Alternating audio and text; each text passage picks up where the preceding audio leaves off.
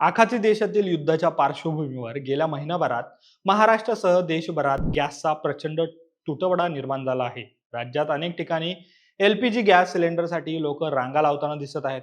अशातच शनिवारी 28 मार्चला राज्याचे अन्न आणि नागरी पुरवठा मंत्री छगन भुजबळ यांनी दिल्लीतून सामान्य लोकांचं टेन्शन वाढवणारं एक विधान केलं. भुजबळ म्हणाले की पुढच्या 3 महिन्यांनी कदाचित एलपीजी गॅसचा पुरवठा बंद होऊ शकतो. पण याचं कारण काय आहे? हा एलपीजी गॅस नक्की आहे काय? याचा शोध कोणी लावला आणि कसा लावला होता? एलपीजी भारतात पहिल्यांदा केव्हा आला होता? या सगळ्या प्रश्नांची सविस्तर उत्तरं जाणून घेऊ या व्हिडिओमधून. नमस्कार, मी अरविंद आणि तुम्ही पाहतात महाराष्ट्र कट्टा.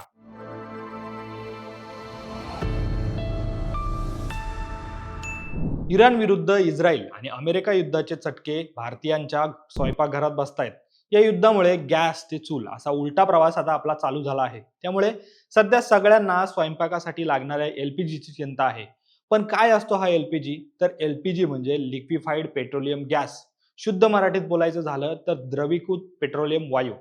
एलपीजी हा प्रामुख्याने प्रोपेन आणि ब्युटेन या वायूचे साधारणपणे 60 आणि 40% अशा प्रमाणात असलेले एक वायू मिश्रण आहे. आणि हे दोन्ही हायड्रोकार्बन वायू रंगहीन आणि वासहीन असून ज्वलनशील असतात.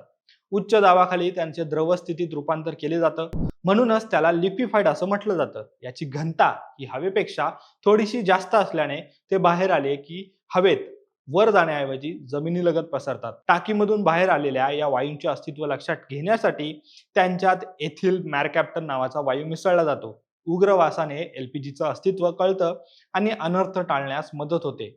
पण विचित्र वर्तनाचा वायू असलेल्या एलपीजीचा शोध योगायोगानेच लागला. ते कसा ते पाहू.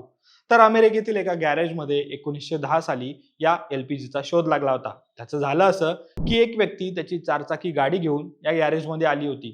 त्या व्यक्तीने मेकॅनिकला सांगितलं की इंधन टाकीत पेट्रोलच थांबत नाहीये. मेकॅनिकने इंधन टाकीला कुठं छिद्र भेग आहे का हे चेक केलं, पण कुठंच इंधन टाकी गळत असल्याचं दिसलं नाही. पण तरीही पेट्रोल लवकर का संपत होतं याचा शोध घेण्याचा प्रयत्न सुरू झाला. अनेक शास्त्रज्ञांनीही तो शोध घेतला, पण कोणालाच काही सापडलं नाही. अखेरीस हे प्रकरण पोचलं रसायनशास्त्रज्ञ वॉल्टर स्नेलिंग यांच्याकडे. त्यांची शोध घेण्याची पद्धत ही जरा हटके आणि वेगळी होती. कारण ते नेहमी सांगायचे की कोणतीही गंभीर समस्या येते तेव्हा ती नैसर्गिक पद्धतीने सोडवली पाहिजे. आणि त्याप्रमाणे त्यांनी इंधन टाकीकडे लक्ष न देता तिच्यात भरल्या जाणाऱ्या इंधनाचा अभ्यास करायला सुरुवात केली. त्या अभ्यासात त्यांना असं आढळलं की या पेट्रोलमध्ये त्या काळी माहीत नसलेले काही वायू आहेत आणि त्यांचं वर्तन थोडं विचित्र आहे. कारण त्या काळी इंधन हे द्रव स्थितीतील पदार्थ असं समजून जात होते. पण वजनाने हलके असलेले वायू त्यात असू शकतात आणि त्यांची वाफ होऊन ते वातावरणात जाऊ शकतात असा अंदाज लावून स्क्लेनिंग यांनी त्यांच्या प्रयोगशाळेत पेट्रोलमधील घटक पदार्थ वेगळे करण्याचा प्रयत्न केला. तेव्हा त्यांना असं आढळलं की काही घटक पदार्थ पटकन वाफ येऊन निघून जातात, तर काही द्रव स्थितीतच राहतात. आणि इंधन टाकीतील पेट्रोल नाहीसं होतं हे कारण त्यांच्या लक्षात आलं. पेट्रोलमधील वायूंच्या समूहातील प्रोपेन आणि ब्युटेन हे दोन्ही वायू हलके आणि पटकन पेट घेणारे आणि हवेत मिसळणारे होते. स्नेलिंग यांनी हे वायू द्रव स्थितीतून पुन्हा वायू रूपात आणले आणि पेटवण्याचा प्रयत्न केला. आणि कसलीही काजळी धूर निर्माण न करता त्यांनी पेटही घेतला. आणि या दोन्ही वायूंच्या द्रवीकृत मिश्रणालाच लिक्विफाईड पेट्रोलियम गॅस म्हणजेच एलपीजी असं संबोधलं जाऊ लागलं. अशा प्रकारे स्नेलिंग यांनी अत्यंत उपयुक्त आणि जगभरातील घराघरातील चुली पेटवणारा गॅस शोधला. पण या वायूंचं मिश्रण थंड करून द्रवीकरण करून साठवून ठेवणं खूप कठीण काम होतं. त्यामुळे हा गॅस साठवण्यासाठी एक मजबूत इंधन टाकी निर्माण करण्यासाठी स्नेलिंग यांनी काही कंपन्यांतील अभियंत्यांशी चर्चा केली. यामध्ये फिलिप्स पेट्रोलियम कंपनीने पुढाकार घेऊन एलपीजीच्या निर्मितीची आणि टाक्यांमध्ये भरण्याची आणि वितरणाची कामगिरी पार पडली. आणि या कंपनीने 1911 मध्ये $50,000 देऊन स्क्लेनिंग यांच्याकडून एलपीजीचे पेटंट खरेदी केलं. आणि या एलपीजीचे पहिले अमेरिकन ग्राहक होते शेतकरी जॉन गहारिंग यांनी.